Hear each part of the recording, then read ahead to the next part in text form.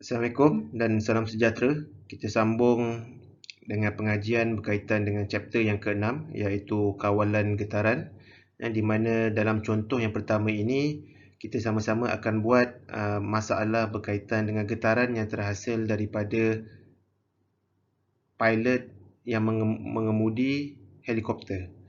So dalam contoh yang pertama di mana pilot mengalami getaran daripada rotating of rotor, and then daripada rotating of rotor ataupun engine rotation seterusnya pergi kepada helicopter structure, and then seterusnya pergi kepada base of the pilot seater, and then pergi pada seat, and then pergi pada pekerja. So itu adalah pergerakan ataupun transmission of vibration energy daripada engine kepada manusia. Okey, so dalam contoh ini apa yang sedang kita kaji adalah berkaitan dengan seat of helicopter with the pilot weight of 1000 Newton is found to have a static deflection of 10 Nm under safe weight. Di mana pada ketika pilot itu duduk di kerusi helikopter dengan berat pilot adalah 1000 Newton, akan berlaku static deflection sebanyak 10 mm pada spring, iaitu tiada lagi harmonik, ini baru static deflection, di mana bila pilot itu duduk di kerusi telah berlaku static deflection about 10 mm, and then the vibration of the rotor is transmitted to the base of the seat as harmonic motion. So kita akan assume bahawa getaran yang terhasil daripada rotor transmit kepada foundation ataupun base pilot seater as in term of harmonic motion with the frequency of 4 Hz and then the amplitude of 0.2 mm. Di mana dalam kes ni kita dah tahu dah, dalam soalan telah diberikan bahawa omega iaitu forcing omega adalah 4 Hz dan amplitude yang terhasil di amplitude yang terhasil adalah 0.2 mm. So, soalan yang pertama, what is the level of vibration felt by the pilot in the form of amplitude of acceleration? Di mana pada permulaannya kita akan mencari getaran itu daripada displacement ataupun capital X, kemudian kita boleh differentiate capital X terhadap masa, kita akan dapat velocity, dan differentiation velocity terhadap masa kita akan dapat acceleration.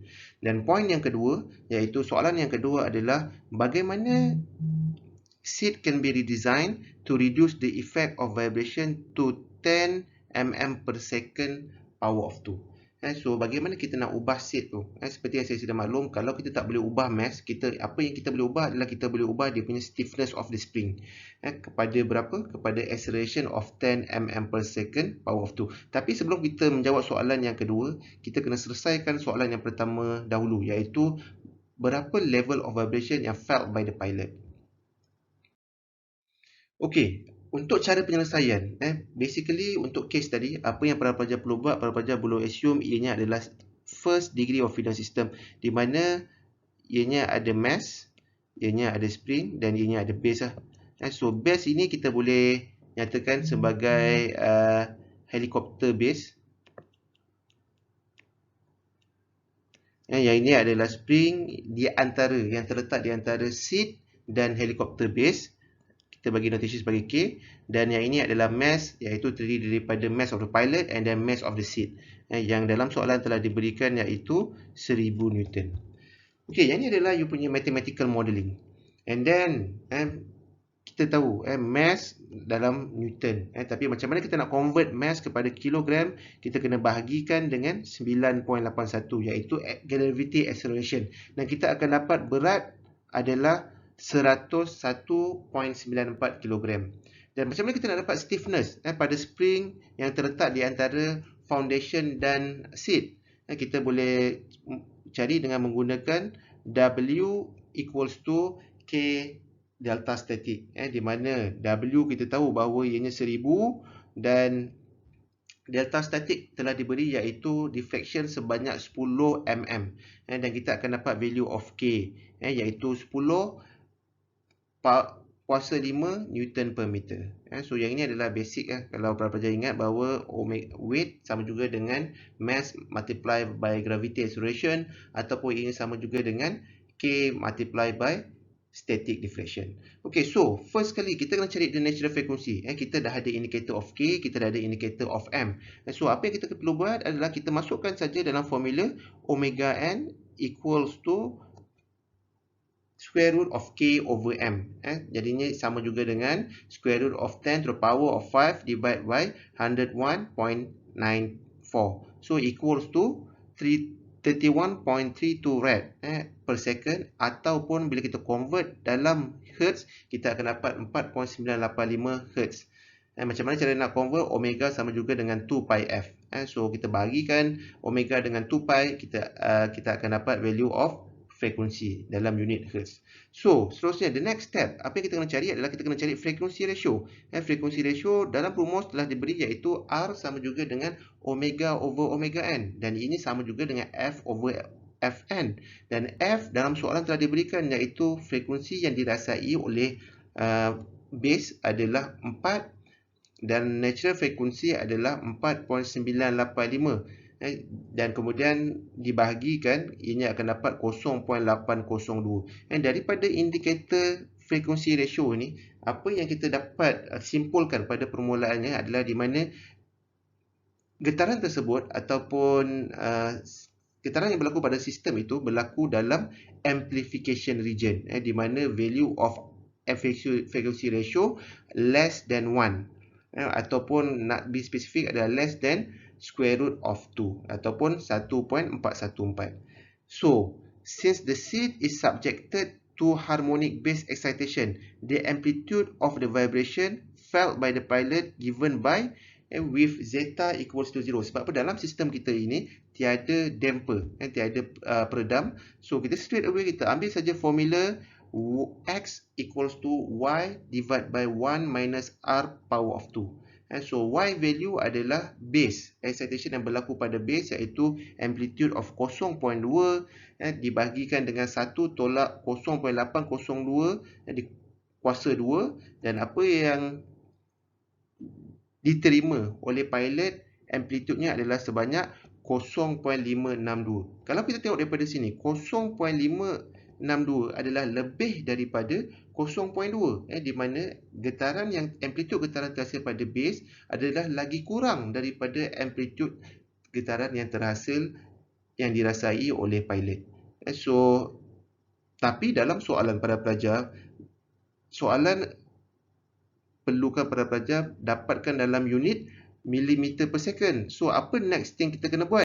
So, the next thing kita kena buat, kita kena pastikan amplitude itu dalam bentuk velocity, iaitu omega x ataupun 2 pi fx. So 2 pi multiply by 4 multiply by 0.562 akan dapat 14.12 mm per second. And then seterusnya, dalam amplitude of acceleration unit, omega power of 2 divided by x multiply by x, ini akan dapat 2 pi f power of 2 multiply by x. So akan dapat 355 mm per second power of 2. So yang ini adalah jawapan jawapan yang diperlukan dalam soalan yang pertama, iaitu soalan A.